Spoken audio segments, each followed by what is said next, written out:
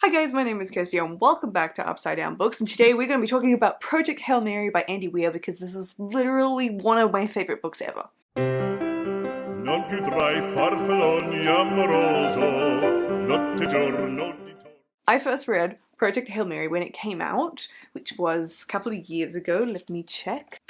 So this was published in 2021 and we are in 2022. So I read this print version last year and was just so impressed. Like, this surpassed The Martian for me because indeed Andy Weir is the author of The Martian, which yes is that film with Matt Damon. He's in between these two books. He's also written another book called Artemis, which my dad's read and has been very neutral over, so I've not yet investigated the worth of reading Artemis. I'm sure I will, but Project Hail Mary is his third book that I'm aware of in any case, and I did the exciting thing of rereading this just last month via audiobook. So I thought it was well worth the time to talk about it today, what makes it so good, why you need to read it, why you need to read it now, why you need to read it in both formats, and why you need to read it every year until the end of time, because it's literally, this is possibly my new favourite book ever. Like, I do have a lot of books this year that I've read that have really just taken the cake and have, like, I've been so impressed with,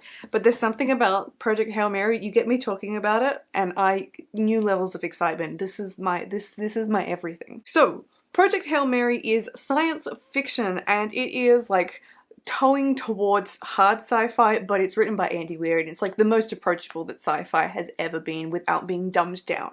So the science fiction you tend to read in the YA genre, for example, is very watered down sci-fi with nothing too complicated going on, but it's still, you know, good fun, you're enjoying your spacey time, someone's got a spaceship, la la la. But with Andy Weir, this is proper science going on, there's aliens, there's spaceships, there's a legitimate mission that is very believable going on, and it's just a good time. Now, I wanted to do a spoiler-free review of this, but there are some crucial things that I would love to discuss that I'm going to save towards the end. I'm not going to talk about blatant spoilers, but I'm going to talk about spoilery things. So when I get to that point, I'll let you know and you can click off and leave the video if you don't want to know, but if you do want to know just a little bit more, then you can hang around for that bit. So it's a reasonably, like, a decent sized book. This is not a quick read, but it is very fast paced and it is high action. This follows the story of Ryland Grace, who is a man, and we don't know much more than that when the book opens because he has quite a serious bout of amnesia. But we do work out very early on that he is on a spaceship and he is on a mission to save Earth.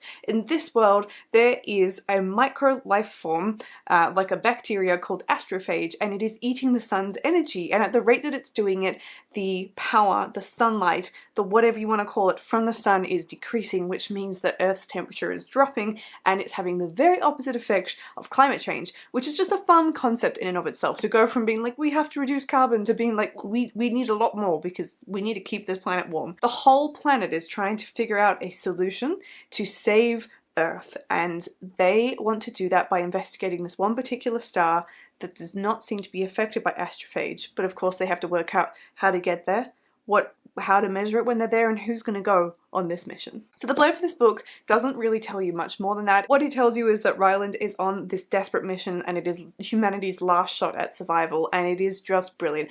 Things that I enjoyed about this book is just the comedy. The way that Andy Weir writes is very engaging and it's super funny. It is laugh out loud funny. The dry humour and the self-deprecation and all that kind of lovely combination of humours comes together in the form of his characters.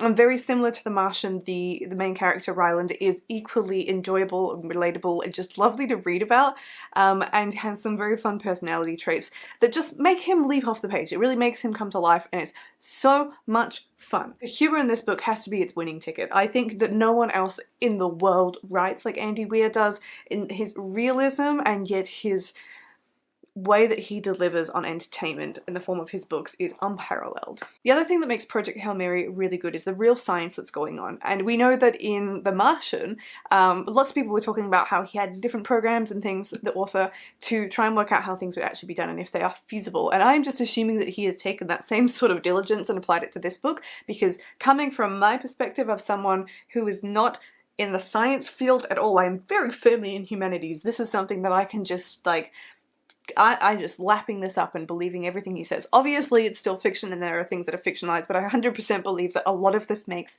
sense and could be applied in real life. Throughout the journey, as Ryland is working out how to do experiments, as we as the reader are being walked through the way that the ship works and how they're able to get a lab to work on a ship that has no gravity, ways that they've problem solved around that, is really interesting, and it lends a really strong note of authenticity to the narrative that makes it easier to believe, which makes it easier for you to suspend disbelief and just take the story whole and love it. It means that when we do enter more fictionalized aspects of this that are really far and out there, you're more forgiving, and you love it, and you're happy to have a bit of fun with things to really spice up the narrative just a little bit more. The structure of this book is really interesting as well. It's a very teasing narrative because obviously we are starting with an unreliable narrator who doesn't know who he is, he doesn't know why he's there, he doesn't know what he's doing, he doesn't understand anything because he still is affected by this amnesia, but slowly throughout the course of the book he gets back memory by memory. So we get a segment of scene and action happening on the spaceship with Ryland, and he's working things out and he's recovering from a coma. He's been asleep for a really long time and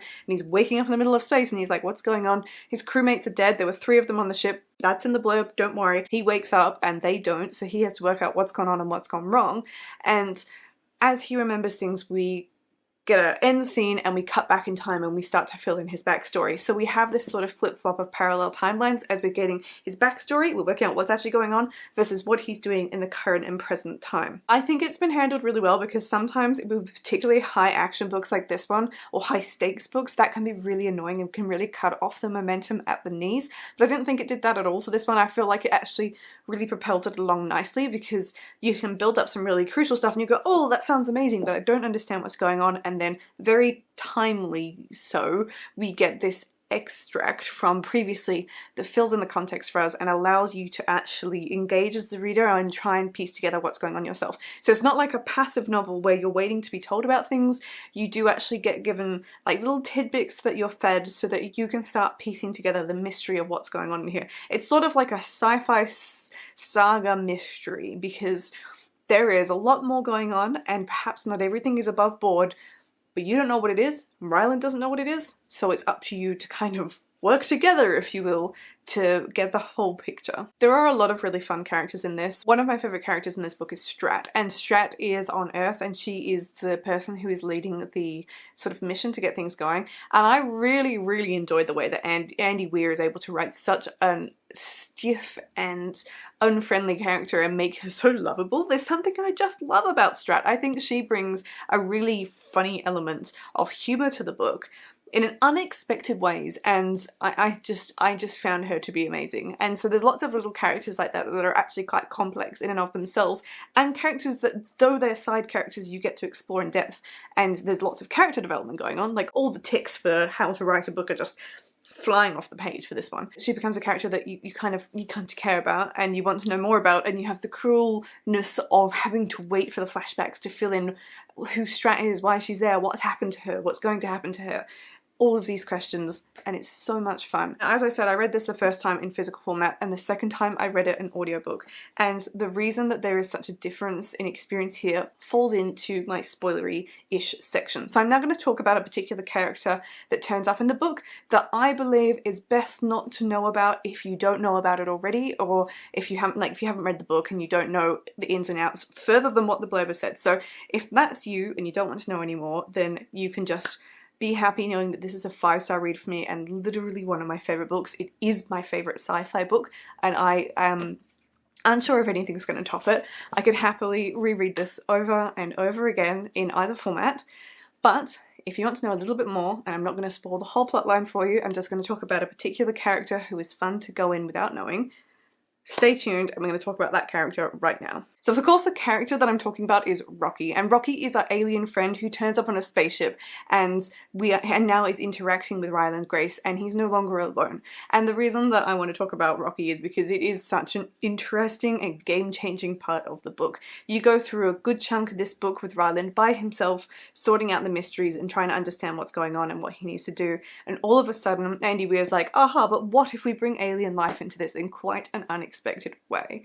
And I think Rocky is such a a fascinating character. The interesting thing about his character is the fact that they obviously don't speak the same language, and Rocky has a musical way of speaking. And I think that that has worked so well, and surprisingly well, in the audiobook. When I first started listening to the audiobook, I had forgotten how Rocky communicates, because as the book progresses it comes a little bit more streamlined, so you forget. And then I suddenly realised that there's going to be an issue from a technological point of view, as they have to work out how Rocky is going to work.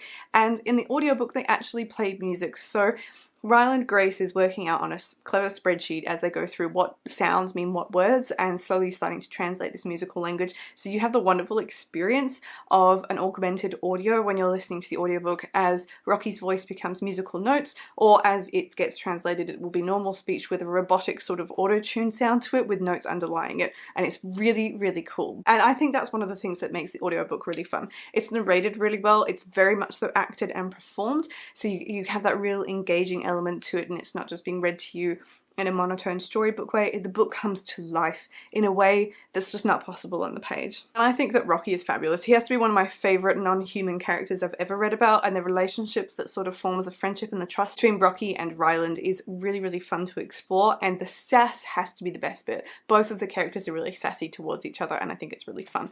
I think that Andy Weir did a really great job of exploring the way that you might interact with other species in space, especially in the context of like an extinction event that is happening on your home planet, finding ways to communicate, collaborate, work out if you can trust them, work out what their agenda and their motive is, was just explored like in a really genuine way that I was just all there for it. And I was like, yep, this is what I would have done, and this is what I would expect to happen. It is genuinely just such a good book, and I can't stop raving about this book. I can't stop telling people to read it, and I have yet to meet someone who has been disappointed with this book, because it is just so fabulous.